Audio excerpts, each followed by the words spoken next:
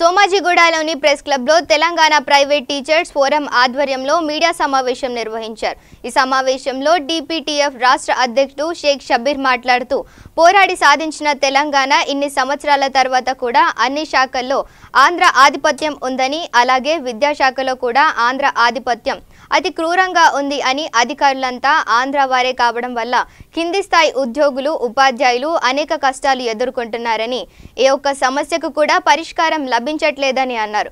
విద్యాశాఖలో అధికారిగా ఉన్న శ్రీహరి విద్యాశాఖలో ఉన్న లేడీ టీచర్స్ ను కూడా కనికరం లేకుండా హింసించడం, ఏజెన్సీ ప్రాంతాలకు ట్రాన్స్ఫర్ చేయడం వంటి చర్యలకు పూనుకున్నాడని అన్నారు।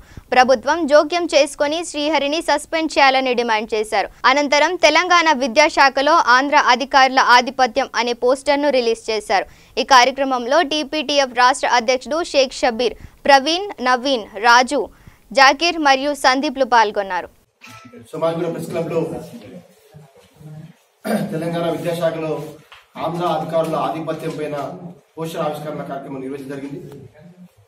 ఈ రోజు తెలంగాణ విద్యాశాఖ మొత్తం చూసుకున్నట్లయితే రాష్ట్ర వ్యాప్తంగా ఫోకల్, నాన్ ఫోకల్ ప్రాంతాలుగా మనం గుర్తించవచ్చు।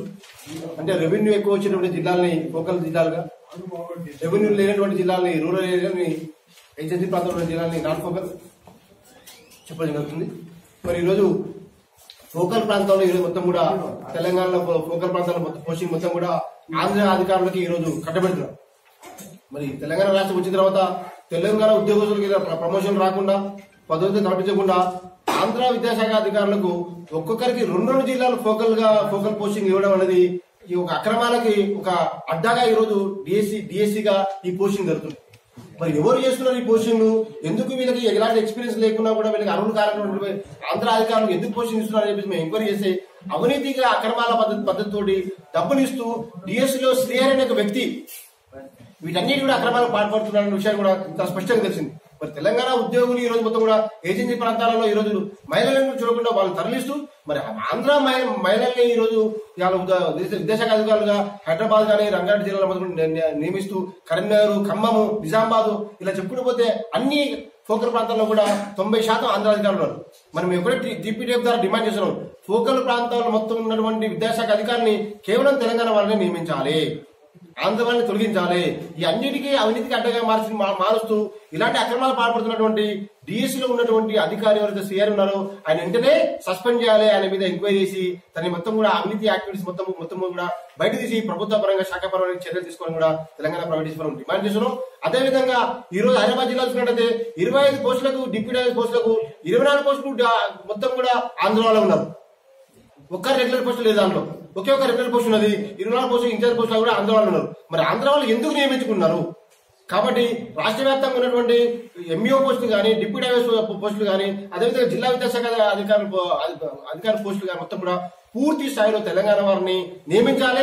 దీని ద్వారానే తెలంగాణ విద్యారంగం మెరుగుపడుతున్న విషయం కూడా రాష్ట్ర ప్రభుత్వం గుర్తించాలి। ఈ యొక్క కింది స్థాయిలో జరుగుతున్న అన్యాయాన్ని, అక్రమాలని రాష్ట్ర ముఖ్యమంత్రి గారు వెంటనే గత 5.5 సంవత్సరాలుగా రాష్ట్రం ఏర్పడింది, మరి ఇంతవరకు విద్యాశాఖ పని మీద ఎందుకు రివ్యూ నిర్వహించలేదు? తెలంగాణలో ఉన్నటువంటి ఆడపడుచులని ఉన్నారో వాళ్ళు ఏజెన్సీ ప్రాంతాలలో వాళ్ళు పంపిస్తూ ఆంధ్ర మహిళలు మాత్రం ఈరోజు నగరం నడిపడుతున్న ఈరోజు అధికారులు అప్పచెప్తున్నారంటే దీనికి కారణం ఎవరంటే ఈ యొక్క శ్రీహరి అనే వ్యక్తి అనేది చాలా స్పష్టంగా ఉంది।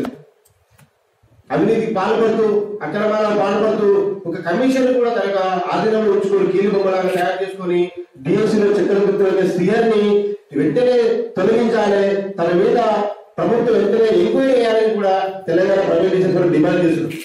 ఎందుకంటే వీళ్ళందరూ కూడా ప్రభుత్వ విద్యారంగాన్ని విస్మరిస్తూ, నిర్వీర్యం చేస్తూ ఈ యొక్క నగరంలో ఉన్నటువంటి ఆంధ్ర కార్పొరేట్ విద్యా సంస్థలు కొమ్ము కాస్తూ ఈరోజు మొత్తం కూడా ప్రభుత్వ విద్యారంగాన్ని నిర్వీర్యం చేస్తున్నారు। కాబట్టి వెంటనే రాష్ట్ర ముఖ్యమంత్రి వీళ్ళు ఈ విషయాన్ని చాలా క్లియర్ గా గమనించి ఈ ఆంధ్ర కుట్రలకు బలైపోతున్నటువంటి తెలంగాణ విద్యారంగాన్ని కాపాడాలని తన ఇంతవరకు రాష్ట్రం ఏర్పడిన తర్వాత ఇంతవరకు కూడా ఎప్పుడు కూడా విద్యారంగం మీద రివ్యూ మీటింగ్ నిర్వహించాలి। మరి ఈరోజు విద్యారంగం అనేది చాలా చాలా ముఖ్యమైన రంగం। మరి అలాంటి తెలంగాణ విద్యారంగంలో ఇలా 18వ స్థానానికి పడిపోయిందంటే మరి ఈరోజు ఇలా ఆంధ్ర అధికారులు చేస్తున్నటువంటి కుట్రలు కావచ్చు, ఇలా మోసపూరితంగా ఈరోజు మొత్తం కూడా పైకి నడుస్తూ లోపల తెలంగాణ విద్యారంగాన్ని మొత్తం నిర్వహణ చేస్తూ ఎంఈఓలు కానీ, డిప్యూటీ అందరూ కూడా స్కూల్ లెక్చరర్లు వ్యక్తులు ఎంఈఓలుగా, డిప్యూటీ ఎంఓలుగా, డిప్యూటీ ఈఓలుగా ప్రమోషన్ కల్పిస్తున్న ఆంధ్ర అధికారులు వెంటనే తొలగించాలని తెలంగాణ ప్రైవేట్ టీచర్లు డిమాండ్ చేస్తున్నాం. అంతేకాకుండా ఒకసారి ఏసీబీకి పట్టుబడినటువంటి వ్యక్తులు, అవినీతికి పాల్పడిన వ్యక్తులు, రెడ్ హ్యాండెడ్ గా పట్టుబడిన వ్యక్తులు, జిల్లా కలెక్టర్ కూడా దాన్ని ధృవీకరించి లెటర్ ఇస్తే కూడా డిఎస్సీలో పక్కన పెట్టి శ్రేణి డబ్బులు తీసుకొని ఆదిలాబాద్ దీవుగా పనిచేసినటువంటి భిక్షపతిని మళ్ళీ నల్గొండలో మళ్ళీ పేద ప్రాంతంలో ఈరోజు మళ్ళీ పోస్టింగ్ ఇచ్చారంటే అవినీతి ఏ స్థాయిలో జరుగుతుందో ఒక్కసారి అర్థం చేసుకోవచ్చు. కొమరంభీం జిల్లాలో ఉన్నటువంటి కలెక్టర్ గారు చాలా స్పష్టంగా చెప్పారు, ఏసీబీ దొరికినటువంటి వ్యక్తిని మా యొక్క జిల్లాలో కొనసాగించడం వద్దని చెప్పేసి డిఎస్సీకి లెటర్ రాసి అతన్ని పంపిస్తే డిఎస్సీ మళ్ళీ డబ్బులు తీసుకొని వ్యక్తి చెక్కులను తిప్పి మళ్ళీ అతనికి నల్గొండలో పోస్టింగ్ ఇచ్చి ఆ నల్గొండలో పనిచేస్తున్నటువంటి మహిళలు డిఓని ఎక్కడ ఏజెన్సీ ప్రాంతంలో పనిచేసి అంటే ఎవరైతే డబ్బులు ఇస్తారో, ఎవరైతే వాళ్ళకి తొత్తుగా ఉంటారో, ఎవరైతే ఆంధ్రప్రదేశ్ ఉంటారో వాళ్ళకి ఈ రోజు విద్యారంగంలో పదోన్నతులు లభిస్తున్నాయి. కాబట్టి